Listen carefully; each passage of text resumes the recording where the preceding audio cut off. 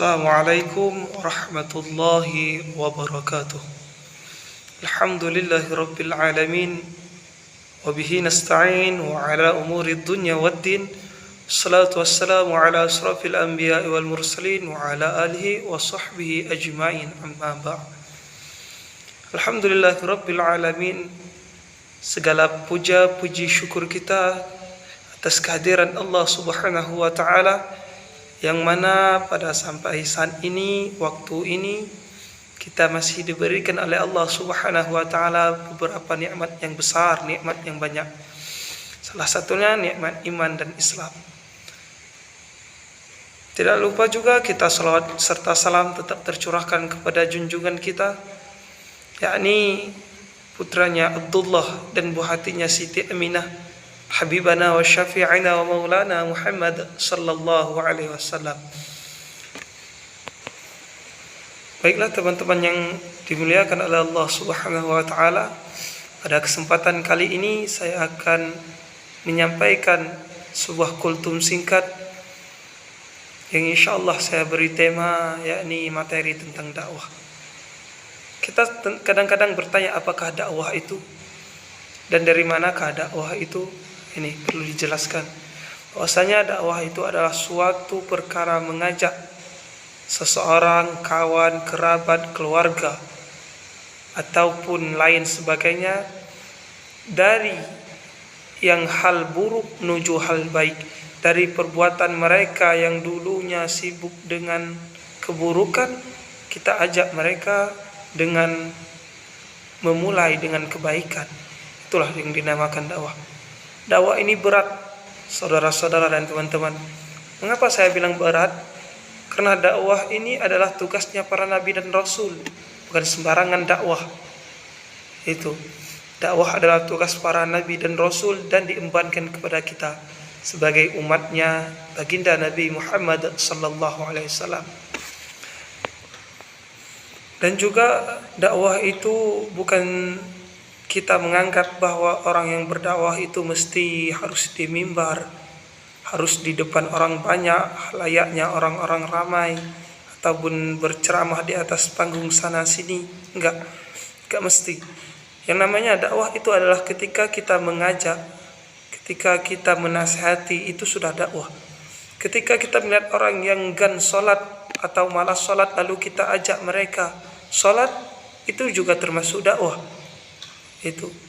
Jadi dakwah itu tidak mesti di mimbar, di panggung-panggung kita menasihati orang banyak, akan tetapi kita mengajak satu orang pun itu dinamakan dakwah.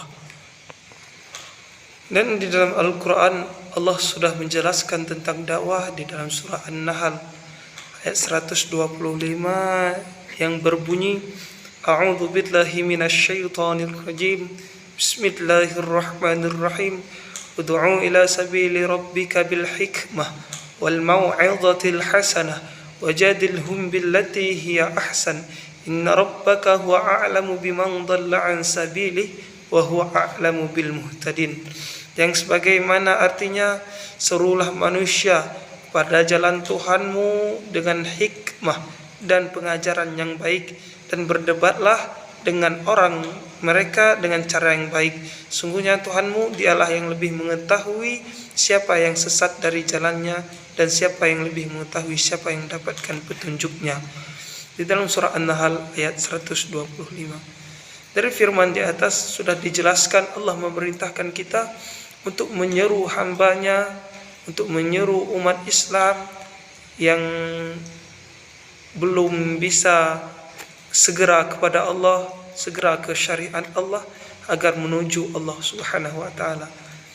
Yang masih jauh dari Allah kita panggil, maksudnya kita dakwah dan kita ajak, kita rangkul sampai ia dekat sama Allah subhanahu wa ta'ala. Jadi itu banyak ayat-ayat Allah yang menjelaskan tentang dakwah. Tentang dakwah, tentang kita mengajak kepada kebaikan, banyak sekali di dalam Al-Quran. Sampai-sampai Allah memuji umat Islam, umatnya Nabi Muhammad sallallahu alaihi wasallam, kuntum khairu ummah, kau sebaik-baik umat, kalian sebaik-baik umat. Kapan kita sebaik-baik umat? ketika kita mengajak orang dari yang buruk kepada yang baik, dari hal ma'ruf ke yang mungkar. Itu. Jadi enggak mesti harus ustadz yang mengajak, mendakwahi orang-orang yang belum dekat sama Allah, enggak mesti. Kita sendiri bisa mengajak orang-orang yang belum dekat sama Allah sampai dekat sama Allah. Kita nasihati mereka yang jauh dari Allah, yang lalai dari Allah dan lalai daripada Rasulullah SAW. Kita dekatkan mereka, kita rangkul mereka sehingga menjadi umat Islam, umat yang bersatu menegakkan syariat Allah, dan juga umat yang bisa membedakan yang hak dan yang batil, dan yang benar dan yang salah. Itu. Ketika kita sudah mengajak ataupun membawa saudara kita, keluarga kita dekat kepada Allah, takwa kepada Allah, maka ada janji Allah di dalam Quran surah Ali Imran ayat 133 yang berbunyi, A'udzu billahi minasyaitonir rajim, bismillahirrahmanirrahim. Wasari'u ila maghfiratin min rabbikum wa jannatin 'arduha as-samawati wal ardu 'iddat lil muttaqin. Yang mana artinya, dan bersegeralah kamu kepada ampunan dari Tuhanmu dan kepada surga yang luasnya seluas langit dan bumi, yang disediakan untuk orang-orang yang bertakwa. Quran surah Ali Imran ayat 133. Jadi pahala orang-orang yang bertakwa itu bukan sembarangan pahala yang sangat luar biasa yang dijanjikan oleh Allah Subhanahu wa taala untuk umat muslim nantinya. Mengapa sekarang kita bermalas-malasan untuk mendekatkan diri kepada Allah? Karena kita belum tahu, belum melihat bagaimana bentuk pahala itu. Seandainya kita disuruh orang dari sini, ibaratkan dari kota Lubuk Linggau ke Jambi, mengambil uang sebesar 1 miliar, siapa yang enggak mau? Uangnya gratis, tinggal ambil aja ke Jambi. Mau? Ini dijanjikan oleh Allah, salatlah kalian, bertakwalah kalian kepada Allah, niscaya engkau akan dapatkan surganya yang luasnya seluas langit dan bumi. Mengapa banyak di antara kita yang enggan melaksanakannya? Karena belum tahu apakah bentuk pahalanya yang dijanjikan oleh Allah Subhanahu wa taala. Itu alasannya. Seandainya ia bisa melihat pahala itu, niscaya mereka akan kembali kepada Tuhannya, bertakwa kepada Tuhannya. Itu dicontohkan tadi. Seandainya ada orang disuruh mengambil uang 1 miliar dari Linggau ke Jambi, ngambilnya di Jambi, siapa yang enggak mau? Pasti akan berbondong-bondong ke sana untuk mengambil 1 miliar itu. Jikalau orang menjanjikan yang tidak pasti, siapa yang mau di antara kita manusia? Tentunya enggak akan mau. Dia yang manusia pengennya pahalanya yang berbentuk materi ataupun lain sebagainya, hadiahnya, upahnya harus diberi sekarang. Itulah keinginan manusia. Tapi Allah menjanjikan di akhirat nanti, di akhirat kelak, ada pahala yang lebih besar dari itu semua, yakni pahalanya, surganya, yakni seluas langit dan bumi. Itu. Mudah-mudahan kita semua yang di sini bisa mendapatkan pahala itu semua, mendapatkan keridhaan Allah oleh Allah Subhanahu wa taala.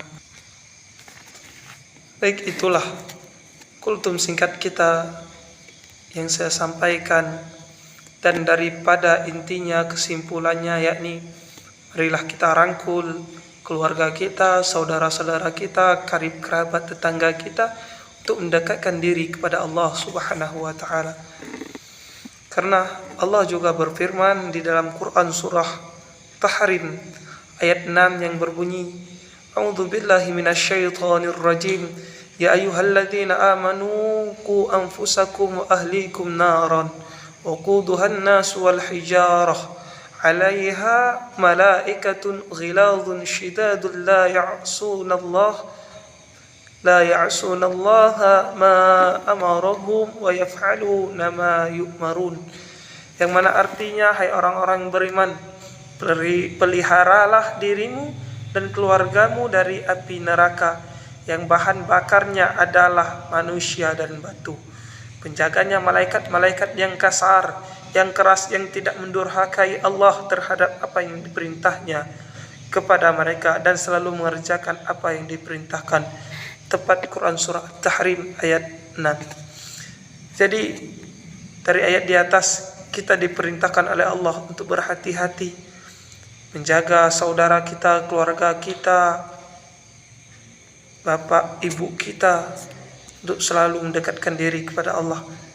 Karena ada azab Allah yang lebih besar, yakni dijanjikan oleh Allah bagi orang-orang yang mengingkari perintah Allah, yang enggan bertakwa kepada Allah, yakni neraka yang bahan bakarnya adalah manusia dan batu. Dan yang menjaga neraka itu pun bukan sembarangan malaikat. Mereka adalah malaikat yang selalu patuh tunduk atas perintah Allah Subhanahu wa taala.